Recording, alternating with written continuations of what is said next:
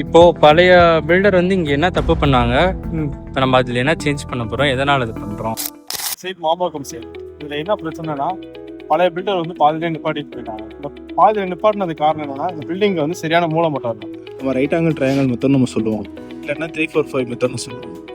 இப்போ நம்ம அதை பேஸ் பண்ணி நம்ம பில்டிங்கை வந்துட்டு சரியான 90 டிகிரிக்கு நம்ம கொண்டு வந்தோம். பழைய பில்டர் வந்து ப்ராப்பராக அந்த ஏசிலாம் கொடுத்துட்டாங்க, ஸ்டீலோட காலம்லாம் நல்லா இருக்கு. அதனால நம்ம என்ன பண்ண போறோம், பில்டிங்கை மட்டும் நம்ம வந்துட்டு 90 டிகிரிக்கு திரும்ப போகிறோம். அதுக்காக நம்ம வந்து இங்கே வந்து ஃபர்ஸ்ட் வந்து பவுண்டரி லைன் செட் பண்ணிடுறோம். இந்த பாயிண்ட்ல இருந்து அந்த பாயிண்ட் வந்து 59-10. அதே மாதிரி இந்த பாயிண்ட்ல இருந்து அந்த பாயிண்ட் 40 அடி. இதை வச்சுட்டு நம்ம பில்டிங் பாயிண்ட் எக்ஸிஸ்டிங் ஏரியாவில் வந்துட்டு இப்போ நம்ம கரெக்டாக மூலமட்டம் இருக்கா நம்ம செக் பண்ணுறோம். இந்த செக் பண்ணுறது பார்த்தீங்கன்னா இது வந்து கார்னர் பாயிண்ட். இந்த கார்னர் பாயிண்ட் பில்டிங்கோட அளவு என்ன அப்படின்னு பார்த்தோம்னா ஃபினிஷிங் பண்ணும்போது 28-4 இருக்கணும் ஃப்ரண்ட் சைடில். அதே மாதிரி அகலத்தில் வந்து பார்த்தீங்கன்னா 41 அடி இருக்கணும். இப்போ வந்து நம்ம வந்து வைக்க போகிற அளவு வந்து பார்த்தீங்கன்னா 28 40 அடி 10 இன்ச்சு வைக்க போகிறோம். அதுக்காக ஃபஸ்ட்டு நம்ம வந்து மூலமட்டம் செக் பண்ணுறோம். இந்த மூலமட்டத்தில் இங்கே நடுவில் ஒரு பின் குத்தி இருக்கோம்ல, இந்த பின்னில் இருந்துட்டு அந்த பாயிண்ட் 3 ஃபீட்டும் இந்த பாயிண்ட் 4 ஃபீட்டும் வச்சுட்டு இதோட கிராஸ் பாயிண்ட் வந்து 5 ஃபீட் வைக்கணும். அப்படி வைக்கும் போது கரெக்டாக இருந்துச்சு அப்படின்னா அந்த ட்ரையாங்குலேஷன் வந்து கரெக்டாக இருக்குது, 90 டிகிரியில் இருக்குன்னு அர்த்தம்.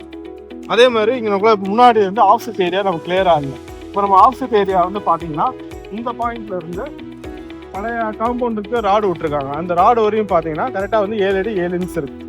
அதே மாதிரியே வந்துட்டு இது வந்து செட்பேக் ஏரியா. இந்த சைடில் இருக்க செட்பேக் ஏரியா வந்து பார்த்தீங்கன்னா 4 அடி 1 இன்ச் இருக்குது. நம்ம அது வந்து உள்ளே இருந்து பில்டிங்கில் இருந்து காம்பவுண்டோட அவுட்ரு.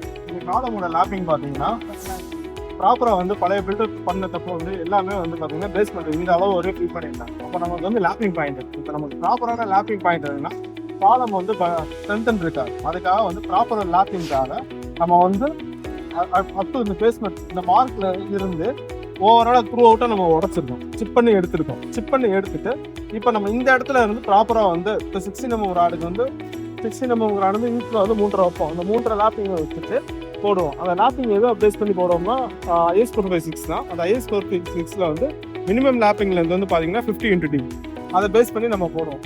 கிளைண்ட் வந்து பர்ஃபெக்டாக வாஸ்து கேட்கறதுனால அந்த மூலமட்டம் கரெக்டாக இருக்கா நம்ம செக் பண்ணுறதா இந்த ட்ரையாங்குலேஷன் மெத்தட்.